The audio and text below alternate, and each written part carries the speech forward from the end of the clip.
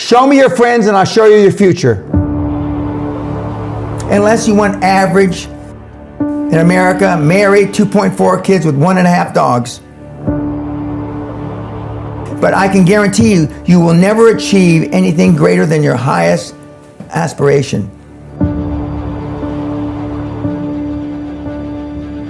If you want $1 million, you'll make $1 million, not $1.5 million. If you want 10 million, 100 million, and you'll never exceed that. If you change 1 billion lives, that's a formula to become a billionaire and change the world. Time costs lives. Show me your friends and I'll show you your future. You want to know why you're all f***ed up? Just look at the bums you hang around with. I do what you don't want to do, that you know that you got to do to be where you want to be. Ted Turner just gave his 75th anniversary party on CNN a few months ago. And he makes a couple of comments and he says, number one, and I'm not suggesting this for everybody, it's how I live though. First 10 years of my starting CNN, I slept on my couch. I didn't have an apartment. Bill Gates slept in the office. Steve Jobs slept in the office. And I can go down a whole list. Now these are super successful, mega wealthy guys. I slept in my office. Not everybody's willing to make that sacrifice. But it's not the only thing. But even if you don't sleep in your office, if you want to send your kids to a better school, if you want to be able to take care of your mother when she gets dementia, if you want to, this all takes money.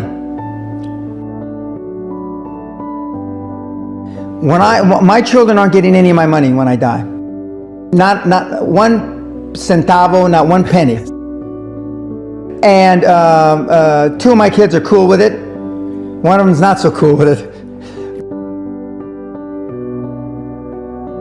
I'm not gonna, I think Andrew Carnegie, by the way, Andrew Carnegie, arguably the richest, most successful entrepreneur of all time, he said the best thing that you can have for a child is him to be born into poverty. And I agree.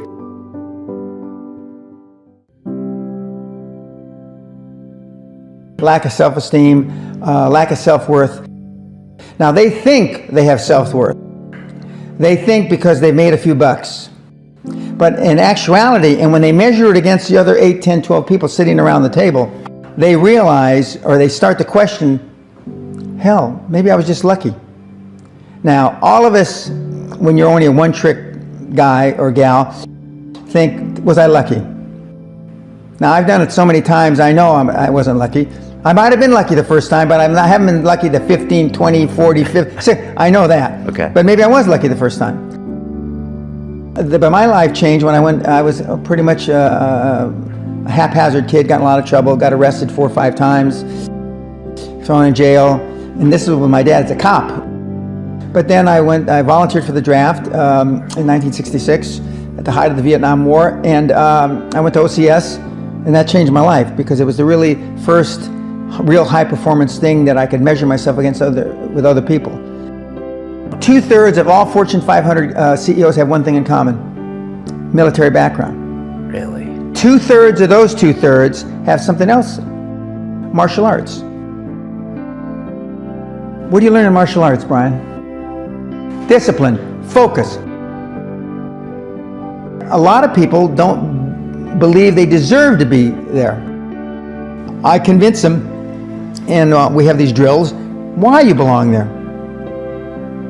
A lot of people that come there, with money, that have made money, think they made it by accident. Right.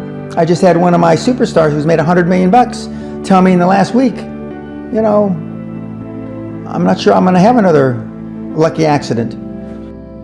And I said, you did it. I mean, you tried a lot of things. I believe Thomas Edison, I wouldn't have done it 10,000 times. Okay. I would have hired an engineer from MIT to do it. But I mean, I've tried a lot of things. Nobody's failed at more things than I have. And the first 100 million are successes, but I could write a book about failures that it'd be, because I've tried a lot of different things. Because failure is just testing. And one of the reasons I've been so successful in generating this equity and value in my kids, and I call you all kids, is because I convince them that making a mistake is okay. Your parents probably told you, You can be anything you want. But you can't. That's horse. You can't. If it's all juxtaposed.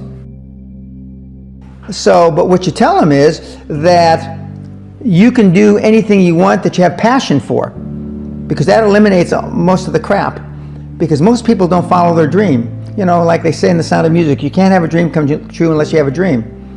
Now, I still dream. I dream in Technicolor. I say my affirmations and goals every single night. It's bloody hard to be a high-performance person. Perfection equals paralysis. If you left it to engineers, no car would ever come off the assembly line. No car would ever come off the assembly line, and I've been in business with enough engineers, I can attest to that with my hand on my heart. They'd still be trying to make it better. And the internet business is very much the same. The internet kids want to test and test and test, and they want the landing page to be this. Roll it out. The great thing about the internet is your results are instantaneous. If something that I'm overseeing at Concord level, 60,000 feet, doesn't work in 2 days, forget about it, move on. And today at our meeting, now the young kids are, we ran it 3 days, sir, and we closed it down. And they are thinking I'm going to ask why. I said, no, that's fine, next. Because without them making mistakes and without them being allowed to make the decision, they never get any better. And in 95% of the time, I know probably better than they do. We're never going to be able to know everything or have them know everything unless they make some mistakes and get comfortable with making mistakes. What gets measured gets accomplished. Without measurement, you're just fooling yourself. Before I had any money, I used to go to the Rolls-Royce dealers and sit in the cars and smell the leather, touch the leather, okay? I went to $1 million houses, and my wife and I would walk through the house, and they'd say, when are your parents getting here, kids? No, we are the buyers. Practice within when you're without. Practice being successful. How many people listening to this today practice being successful today? Through affirmations, through going to the Rolls-Royce dealer, maybe Lamborghini, maybe something else. Right. In my particular case, it was Rolls-Royce. And within a year of me going to the Rolls-Royce dealer, I had a Rolls. Okay? Within 19 months of me dreaming and adding it to my goals, a castle on an island, I own Guthrie Castle. 19 months. Okay. Go to stores you can't afford. Go hire lawyers you can't afford. Lawyers will meet with anybody. Accountants will meet with anybody. Go to the big 4 accountants with a business idea. The first couple of meetings are for free. Jettison probably a lot of the people you'll hang around with. If you have poor public speaking skills, join Toastmasters. Do these. If you went to a good school and you're not successful, go to the alumni deals. Okay? I didn't go to a good school. I'm a perfect living example that a lot of trouble as a kid, working class background, my parents, went to just a mediocre university that I flunked out of 3 times before I finally graduated with honors, but and had no money to begin with, $820. So it's all possible, but I devoted myself to feeling successful. I was wearing suits like this before I could afford them. Most people procrastinate because they're unsure, so just do it. And but I've never had a problem just doing it, because one of the things is you learn as a young combat infantry officer is time costs lives.